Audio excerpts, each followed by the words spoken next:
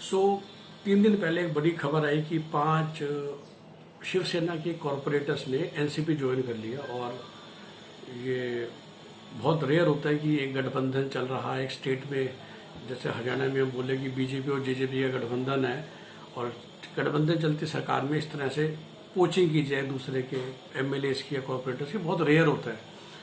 सो शायद इस न्यूज़ ने मेरे को प्रॉम्प्ट किया ये वीडियो बनाने के लिए, जिसमें शायद मैं वो बातें छेड़ूंगा जो पिछले 8 महीने से ड्यू हैं कि ये जो महाराष्ट्र में हुआ क्या था। और मैं आज भी कहता हूँ कि महाराष्ट्र की जो विधानसभा चुनाव के बाद जो हुआ वो अमित शाह की हार नहीं थी, वो नरेंद्र मोदी की हार नहीं थी, वो डेफिनेटली एक ही इंसान की जीत है और वो है मिस्टर शरद पवार। और जो सबसे बड़ी हार है वो अमित शाह की भी नहीं है, वो है उद्धव ठाकरे की और कांग्रेस पार्टी की। कैसे? जो मेरी अपनी रीडिंग है। तो देखिए, मैं हमेशा कहता हूँ और मैं सब वीडियोस में कहता हूँ कि आज भी मेरे हिसाब से भारत की जो सबसे बड़ी पार्टी है वो कांग्रेस है। एकमात्र पार्टी, अगर हिंदुस्तान में टोटल 543 लोकसभा सीट्स हैं और तो 3,300 करीब विधायक हैं, तो एकमात्र ऐसी पार्टी जिसने शायद सभी लोकसभा सीट और सभी विधानसभा सीट कम से कम एक बार जीती है या उस सीट पर उनका कैंडिडेट नंबर 2 आया है, वो पूरे इंडिया में खाली कांग्रेस है। ऑफकोर्स कांग्रेस 100 साल पुरानी पार्टी है, 125 साल पुरानी पार्टी है, भाई उनका एडवांटेज है। तो इतनी बड़ी पार्टी होके, इतनी फैली हुई पार्टी होके जो उनकी दुर्दशा है वो एक अलग विषय है। तो वो एकमात्र पार्टी थी आज से 30 से 40 साल पहले जो कि वाकई ही आप ये नहीं कह सकते थे कि कांग्रेस पार्टी किसी कास्ट की पार्टी है या किसी रीजन की पार्टी है, क्योंकि 1940, 50, 60 में शायद हर एक इंसान ने कांग्रेस को वोट डाला होगा, कुछ लोगों को छोड़ के। तो एक हर एक जाति, हर एक धर्म के लोगों ने कभी ना कभी कांग्रेस को वोट डाला है और कांग्रेस की वही आज भी एक पोजिशनिंग है। तो जब हम कांग्रेस की बात करते हैं तो आप ये नहीं कहते कभी कि कांग्रेस तो जाटों की पार्टी है या कांग्रेस यादवों की पार्टी है या एम की पार्टी है या लिंगायतों की पार्टी है या हिंदुओं की पार्टी है या सिखों की पार्टी है। हर धर्म और हर एक जाति के लोगों ने कभी ना कभी कांग्रेस को वोट डाले। तो ये मैं अभी क्यों छेड़ रहा हूँ महाराष्ट्र के संदर्भ में कि जब पिछले विधानसभा चुनाव के रिजल्ट आए तो अचानक से शिवसेना के अंदर सत्ता लेने का वो जाग गया, और सत्ता भी नहीं, मुख्यमंत्री बनने का। और ये मैं कहता हूँ कि जो शिवसेना वालों की हार रही, देखिए भारतीय जनता पार्टी जिन्होंने मणिपुर में सीट सरकार बनाने के लिए एड़ी चोटी का जोर लगा दिया, गोवा में सरकार बनाने के लिए एड़ी चोटी का जोर लगा दिया, मध्य प्रदेश में सरकार बनाने के लिए 20 एमएलए रिजाइन करा दिए, कांग्रेस में सरकार बनाने के लिए 20 एमएलए रिजाइन करा दिए, गुजरात में एक राज्यसभा सीट जीतने के लिए कांग्रेस के 15 एमएलए रिजाइन करा दिए। क्या वो महाराष्ट्र जैसे इतने बड़े स्टेट को खुला छोड़ देते 103 एमएलए जीतने के बाद भी? 15 दिन का जो समय था, अमित शाह ने एक बार भी उद्धव ठाकरे को फ़ोन नहीं करा और देवेंद्र फडणवीस से 2-3 बार किया और उद्धव ठाकरे बाप ये कहते रहे कि मैं तो अमित शाह के फ़ोन की वेट कर रहा हूँ। ना इन्होंने करा ना उसने करा, उन्होंने करा। अमित शाह ने क्यों नहीं करा? क्योंकि देखिए, भाजपा अब शिवसेना को ख़त्म करना चाहती है। जो उद्धव ठाकरे शिवसेना ने 2017-18 में करा, लोकसभा चुनाव से पहले अपनी सीटें बढ़वाने के लिए और सुबह शाम मीडिया में आ के भाजपा को गालियाँ दी या भाजपा को हम बोलते कॉर्नर किया, भाजपा वाले उनसे बहुत दुखी थे। लेकिन 2019 का चुनाव जीतना था, इसलिए अमित शाह मातोश्री गए, उनके साथ गठबंधन किया, उनको 24 सीटें लड़ने को भी दी और वो काफ़ी सारी जीत भी गए। लेकिन अमित शाह और नरेंद्र मोदी के अंदर एक टीस है, वो टीस है जो उस समय उद्धव ठाकरे और शिवसेना ने जिसे कहते हैं हार्ड बार्गेनिंग करी लोकसभा चुनाव में, और वो अब उसको, मेरा मानना है कि भाजपा शिवसेना को ख़त्म करना चाहती है। मैं बार शब्द बोल रहा हूँ कि बिहार में भाजपा आज भी जेडीयू के साथ आगे चलने को तैयार है अगले 5-10 साल, या पंजाब में शिरोमणि अकाली दल के साथ चलने को तैयार है। लेकिन महाराष्ट्र में अब वो चाहते हैं कि बस शिवसेना खत्म हो जाए और अब Bhajpa should be the party of the, Shiv Sena के सारे वोटर भाजपा में आ जाए।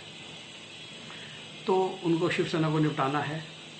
फिर भी विधानसभा में गठबंधन किया गया, क्योंकि एनसीपी कांग्रेस का पहले हो गया था तो जीतना भी था, तो गठबंधन किया गया। शिवसेना को 124 कम सीटें भी दी गई। लोग कहते हैं कि शिवसेना चाल खेल गई और चुनाव के बाद उन्होंने सरकार बना ली, लेकिन वो तो सिर्फ मुख्यमंत्री की सीट मांग रहे थे। विपक्ष में बैठने से अच्छा होता कि भाजपा वाले उनको मुख्यमंत्री बना के पक्ष में बैठते, करेक्ट, पर वो नहीं बैठे, क्योंकि वो आराम से कहते हैं ठीक है, नवंबर की तो बात थी, वो तो मार्च में कोरोना आ गया, वरना शायद अभी तक महाराष्ट्र में बड़ा चेंज हो चुका होता।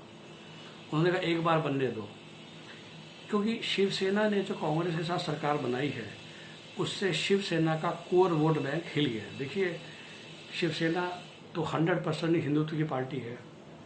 अब शिवसेना ने गठबंधन कर लिया है कांग्रेस और एनसीपी के साथ, which are suppose to be secular parties और माइनॉरिटी अपीजिंग पार्टीज। तो वो जो शिवसेना का कोर वोटर था, जो कि माथे पे भगवा लेके चलता था, अब वो कंफ्यूज्ड है। वो कह रहा है कि मेरी पार्टी ने कैसे साथ ले लिया कांग्रेस का, एनसीपी का, जिनको हम पिछले 50 साल से गालियाँ देते आए हैं और जिनको हम माइनॉरिटी अपीजिंग कहते आए हैं। तो शिवसेना का कोर वोटर कंफ्यूज्ड है। वो आज भी ये देख रहे हैं कि यहाँ भी भाजपा है जो अलग से खड़ी है। तो इस सरकार को कुछ समय के बना के आपने शिवसेना को कमज़ोर कर दिया और वहाँ से कांग्रेस कमज़ोर हो गई, क्योंकि जो कांग्रेस का माइनॉरिटी वोटर है वो इस चक्कर में कि कैसे मेरी पार्टी ने शिवसेना को सपोर्ट कर दिया। नॉट ओनली इन महाराष्ट्र, सिर्फ महाराष्ट्र में नहीं, पूरी इंडिया में कांग्रेस का जो माइनॉरिटी वोटर है वो कंफ्यूज्ड है कि कैसे ये लोग शिवसेना के साथ खड़े हो सकते हैं। तो महाराष्ट्र में शिवसेना भी कमज़ोर हो गई ये गठबंधन करके, और कांग्रेस भी कमज़ोर हो गई। एनसीपी देखिए रीजनल पार्टी है सिर्फ, और एनसीपी भी सेकुलर पार्टी में गिनी जाती है। तो आप कह सकते हो कि भाई एनसीपी का जो माइनॉरिटी वोटर है वो हिल जाएगा, बिल्कुल हिल जाएगा।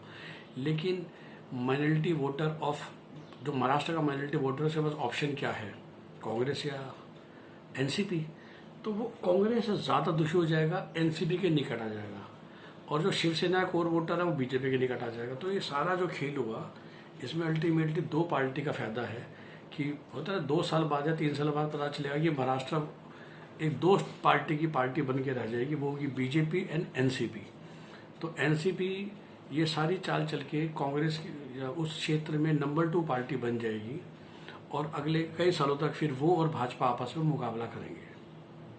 तो ये सब जो हो गया था खेल, जो मैं आज भी कहता हूँ कि ये शरद पवार ने बहुत अच्छा खेल खेला, और मेरा तो दिल कहता है कि जो अजीत पवार एक रात के लिए बीजेपी में आए थे वो बिल्कुल शरद पवार की मंजूरी लेकर आए थे, क्योंकि उससे पहले 2 बातें हो रही थी। एक, कांग्रेस नहीं मान रही थी, कांग्रेस का आला कमान इस बात को समझता है कि भाई हमें नहीं साथ जाना था, क्योंकि हमारा नेशनल लेवल पे बहुत बड़ा इम्पैक्ट पड़ेगा अगर हम शिवसेना के साथ खड़े होते हैं। लेकिन वो जो रात को हुआ कि अजीत पवार ने जो शपथ ले ली फडणवीस जी के साथ, तो कांग्रेस को इमीडिएटली नेक्स्ट डे डिसीजन लेना पड़ गया। आला कमान सोनिया गांधी में इतनी पॉलिटिकल श्रूडनेस है कि उन्हें पता था कि हमें शिवसेना के साथ नहीं जाना, वो भी टाल रहे थे। वो तो चाहते थे कि नहीं, अब जो हो गया हो गया, सरकार बीजेपी कांग्रेस की शिवसेना की बने, क्योंकि इस सरकार में आके ना उन्हें कुछ मिल रहा है और बदनामी पूरे इंडिया में होगी। तो पूरी इंडिया में जो उनकी पोजीशनिंग है वो खराब हो रही है शिवसेना के साथ खड़ा होने की वजह से। खास कुछ चीफ मिनिस्टर भी नहीं है, तो कांग्रेस की सरकार तो बोली भी नहीं जाती है। लेकिन उस एक रात के खेल की वजह से कांग्रेस मजबूर हो गई एक तरफ, और दूसरी तरफ शिवसेना को उद्धव ठाकरे जी को मुख्यमंत्री बनवाना पड़ गया, क्योंकि शिवसेना भी बार्गेनिंग कर रही थी। शरद पवार जी मिडल में खड़े थे, शिवसेना तो बिल्कुल तैयार थी क्योंकि उन्हें मुख्यमंत्री बनने का लालच था, पर उद्धव ठाकरे जी बिल्कुल भी मुख्यमंत्री नहीं बनना चाहते थे। अगर वो बनना चाहते तो बहुत साल पहले ही बन सकते थे ना, because he is a reluctant politician. English से बोलते हैं कि उद्धव ठाकरे जी तो फोटोग्राफर है, वो तो सीधे सरल इंसान है। मैं आज भी कहता हूँ उनको मुख्यमंत्री बनवा के उनको फंसवा दिया गया, क्योंकि उनको एडमिनिस्ट्रेशन करना आता नहीं है। अब जो भी सरकार के कांड हो रहे हैं वो सारे उद्धव ठाकरे पे ब्लेम होता है। अनप्लानिंग कोरोना आ गया, महाराष्ट्र सबसे बुरा परफॉर्म कर रहा है कोरोना में, बदनामी उद्धव ठाकरे की हो रही है। तो Uddhav Thackeray as a personality सुबह शाम बदनामी खा रहे हैं, शिवसेना एज ए पार्टी सुबह शाम बदनामी खा रही है टू रन और मैनेज महाराष्ट्र, क्योंकि उनसे मैनेज हो नहीं पा रहा है, क्योंकि उनके पास एक नाकाबिल मुख्यमंत्री है।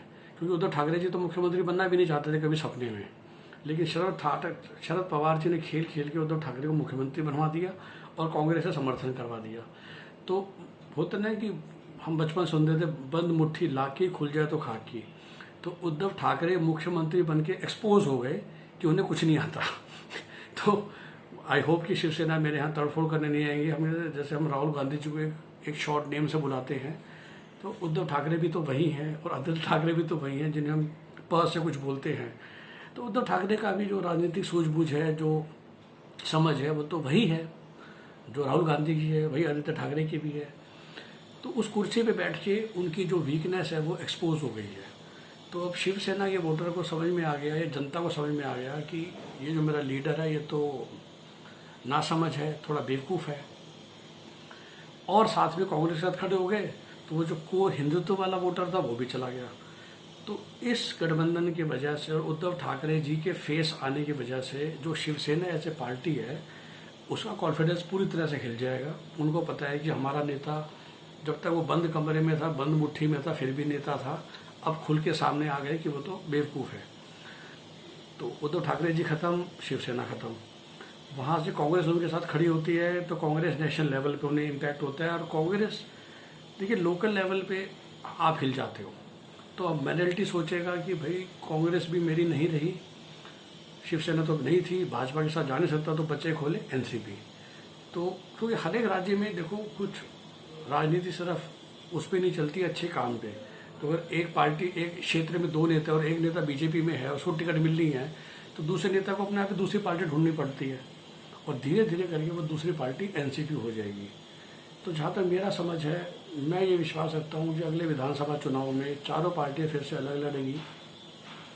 एनसीपी अलग लड़ेगी, भाजपा अलग लड़ेगी, शिवसेना का कोर वोटर बीजेपी में जा चुका होगा, कांग्रेस का वोटर एनसीपी में जा चुका होगा। और आप देखेंगे कि 288 में से कुछ 160-70 विधायक, 180 विधायक बीजेपी के आएंगे और 100-125 एनसीपी के आएंगे, जो कि शरद पवार जी चाहते हैं।